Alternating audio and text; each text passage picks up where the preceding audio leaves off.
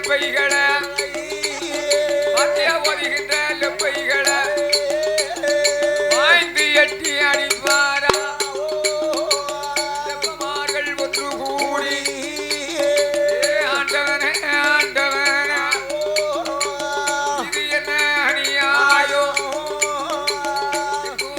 இல்லாததோர் ஆண்டலும்பு செங்கத்தூடி குடலை மாறி மாறி வீசுவாரா குடலை மயாடி எதருவான மாட்டலும்பை செங்கத்துண்டு மாட்டலும்போ சேர்ந்து மெல்ல எறிவாரா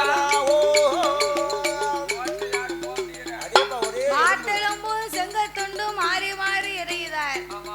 செங்கல் துண்டையும் மாட்டெலும்பையும் ஐயா திரட்டி மாறி எறிகிறார். பக்கம்பள்ளிக்கு தொழுகைக்கு யாரும் வெளியே வர முடியல, போக முடியல. காத்து மண்ணுமா அள்ளி தட்டினார் மாயாண்டி. திடீர் திடீர்னு உழுது முதல்ல செங்கத்துண்டு அரசுண்டு அரசெங்கத்துண்டு சல்லி சல்லி எடுத்து மாறி மாறி எறிகிறாரு. சல்லி அள்ளி அள்ளி எறிகிறாரு. எறிகிறாரு. ஒரே உங்களுக்கு இதே சோழிதான். ஆமா முதுகுல எறிகிறாரு. ஆமா அந்த மாதிரி பார்த்தா ஒன்னு அந்த மாதிரிக்கு ஆமா தக்காளி தக்காளியா இருக்குது. அதே அப்ப சல்லி அள்ளது இவ்வளவுதான் அடியே தாங்க முடியும்.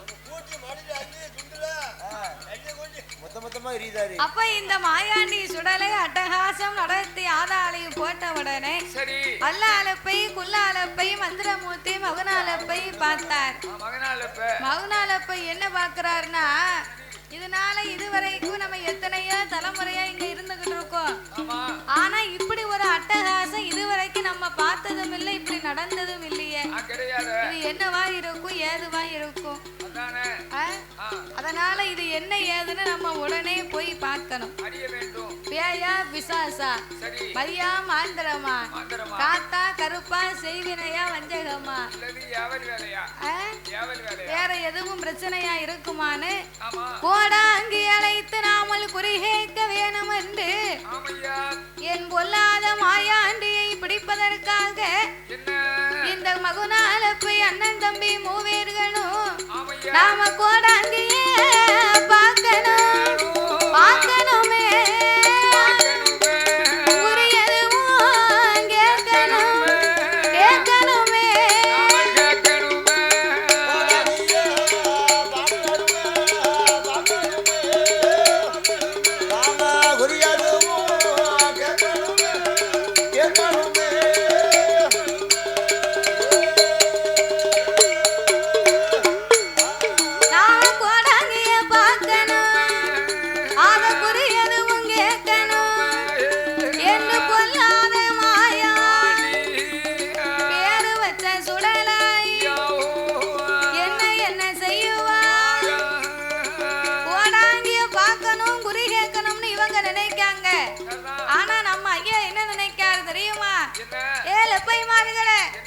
நான் யாருன்னு கண்டுபிடிக்க வாடா, நீங்க கோடாங்கி போய் பார்க்கணும்னு வாரீங்க. நீங்க கோடாங்கிய பார்க்கணும்னு வாங்க. நானே ஒரு கோடாங்கி மாதிரி வாரேன் அப்படின்னு சொல்லி மாயாண்டி சுடலத்தையும் கோடாங்கி போலவே வடிவம் எடுத்து லெப்பைமார்களுக்கு முன்னாலே நாமல் போக வேணும் என்று யாருக்கும் தெரியாமல் என் அப்பனாகிய மாயாண்டி சுடலை காவி உடையணிந்தார், கழுத்திலே ருத்ராட்ச மாலை அணிந்து நெற்றி நிறைய திருநீத்து காப்பணிந்தார். மத்தியிலே ஐயா கருப்பு மைய வச்சார். கருப்பு மைய வச்சா தானையா மாந்திரவாதி கோடாங்கி மாதிரி தெரியும்.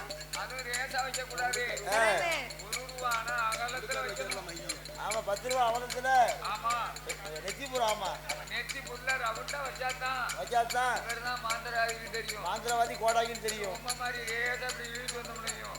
நான் அழகுக்கு வச்சிருக்கேன். அப்படியா? ஆமா மாந்திரம் பண்ணலையோ அப்ப இந்த மாயாண்டி நெச்சி நிறைய திருநீற்று பட்டை அடித்து மத்தியிலே கருப்பு மைய வைத்தார். சரி கோடாங்கிய கையில் எடுத்தார். சோழனா பைய தோல்ல போட்டார். மகுநாளப்ப வரக்கூடிய வழியில மாயாண்டி சுடலை எதிர்படும்படியாக வந்திருக்கிறார். அப்ப வந்த உடனே மகுநாளப்ப பார்த்தார். ஏ தம்பி, ஏ அல்லாலப்ப, ஏ குல்லா, இங்க பாரு. அவரை பார்த்தா என்ன தம்பி அடிச்சு அடிச்சு பேசிக்கிட்டு இருக்க. அண்ணம்னு பார்க்காம பாட்டுக்கு நீ அடிக்க. நல்லா இல்ல. நான் கூப்பிட்டு பேசினேன்னு வையே, உனக்கு யோகம் வரும். வரவே ஏ அல்லா, அவ தொட்டு பேசாம கொடுத்து. ஏ குல்லா, இங்க வாங்கய்யா. அதோ பாருங்க, அங்க இருந்து யாரோ ஒரு பெரியவர் வாரத மாதிரி இருக்கு. அவரை ஆளை பார்த்தா கோடாங்கி மாதிரி தெரியுது. ஒருவேளை கோடாங்கியா தான் இருப்பாரா? வாங்க போய் என்னன்னு கேப்போம் அப்படின்னு மாயாண்டியை கண்டு மகுநாளப்ப கேட்டார். வரும்போது கும்பிட்டிக்காவா? அது கசப்பாலா இருக்கும். தெரியுமில்ல? கும்பிட்டிக்கா வந்து ரவுண்டா பந்து மாதிரி இருக்கும். ஆமா, வெள்ளரிக்காய் மாதிரி இருக்கும். வெள்ளரிக்காய் மாதிரி வெள்ளரிக்காய் மாதிரி வலி இருக்கும். ஆமா, ஆனா உருண்டையா இருக்கும், பந்து மாதிரி இருக்கும்.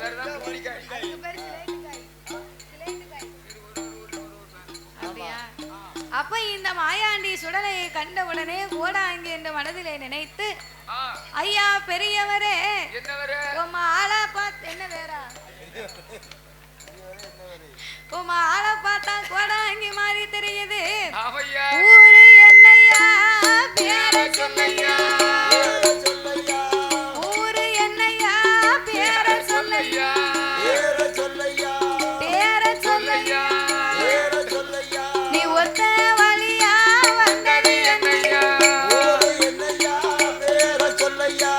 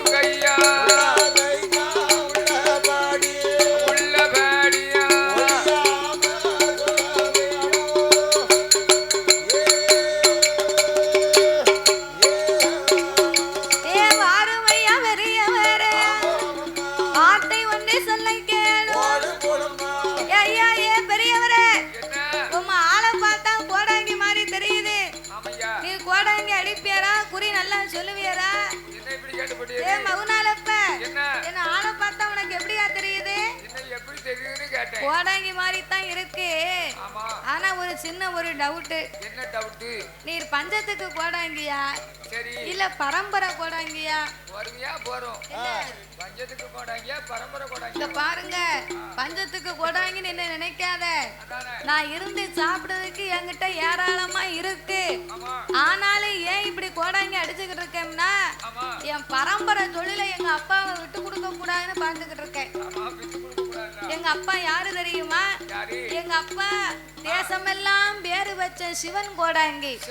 நான் நாடெல்லாம் பேரு வச்ச என் பேரு தான் ராமலிங்க கோடாங்கி. அப்படியா? சரி, உங்க பேரு நல்லா தான் பொருத்தமா இருக்கு. அப்படியா? பண்டாரத்திலே ரெண்டு விதமான பண்டாரம் உண்டு. அது என்ன வித்தியாசம்? பரம்பரை பண்டாரம் சொன்னா திருவோடு இருக்கும்.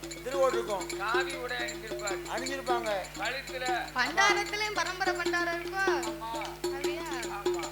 அதே மாதிரி அதே மாதிரி சரி மஞ்சத்துக்குள்ள பண்டாரம் என்ன செய்வாரு தெரியுமா? என்ன செய்வாரு? திருவோடுகிறாரு. இருக்காது, வாங்க முடியாது. ஒலமுடி தான் இருக்கும். ஒலமுடி. அதாவது ஒலமுடியில பெரும்பாலும் போட மாட்டாங்க. போட மாட்டாங்களா? கேட்கணும். எதுக்கு? அந்த பரம்பரை பண்டாரம் தான் திருவோடு வச்சிருப்பாங்க. திருவோட்டுக்கு தான் என்ன போடுவாங்க? போடுவாங்க. ஒலமுடியில போட மாட்டாங்க. ஒலமுடியில வச்சிருக்காங்க தெரியுமா? என்ன? அழுக்கு வேட்டி. ஆமா. அழுக்கு சட்டை. ஆமா. அழுக்கு துண்டு போட்டுக்கிட்டு கேட்டா கொடுக்க மாட்டாங்க. அதே மாதிரி மாந்திரவாதிகளையும் அதே மாதிரி குறி சொல்லக்கூடியவர்கள்ல மஞ்சத்துக்கு ஆட்டியா சரி பரம்பரை நீங்க மகனாலப்ப நான் பரம்பரை கோடாங்கி உனக்கு என்னையா வேணும் முதல்ல அதை சொல்லு. ஐயா ஏன் கோடாங்கிய ஏன் பெரிய வேற சின்னவர் பெரியவருங்க ஐயா உங்க அரண்மனையில 8 நாளாக அட்டகாசம் நடக்க ஆதாளி போனது. அது ஐயா மாந்திரமா காத்தா கருப்பா செய்வினையா வஞ்சகமா வேற ஏதாவது கோளாறு இருக்கா அப்படின்னு நீங்க தான் வந்து கோடாங்கி அடிச்சு குறி சொல்லணும் பாருங்க. 8 நாளா மாட்டெலும்பு செங்கத்துண்டு மாறி மாறி எரியுது. அடகதவ தட்டுது ஆதாளி போடுது. ஒத்த பந்தம் கொளுத்துது ஊழச்சட்டம் போடுது. இது என்னமோ ஏதோ தெரியவில்லை ஐயா. நீங்க தான் கொஞ்சம் பார்த்து சொல்லணும். சரி உன் அரண்மனைக்கு வந்து நான் கோடாங்கி அடிக்கேன். நான் வந்து உன் அரண்மனையில கோடாங்கி அடிச்சா நீ எனக்கு என்னப்பா தருவ? எனக்கு என்னது வேணுமா? என்ன வேணும்னு கேட்க நான் கேட்டதெல்லாம் உன்னால கொடுக்க முடியுமா? அதாவது சாமி வந்து மலை மாதிரி கேட்கும். ஆமா பெரிய மலை உயரத்துல குவிப்பா அப்படின்னு சொல்லும். சரி அதாவது நம்மளால் முடிஞ்சதான் செய்ய முடியும். நீ என்ன வேணாலும் கேளுன்னு சாமிகிட்ட சொல்லக்கூடாது. நீ கேளு எனக்கு என்ன முடியுதோ அதை உனக்கு தாரம்னு சொல்லணும்.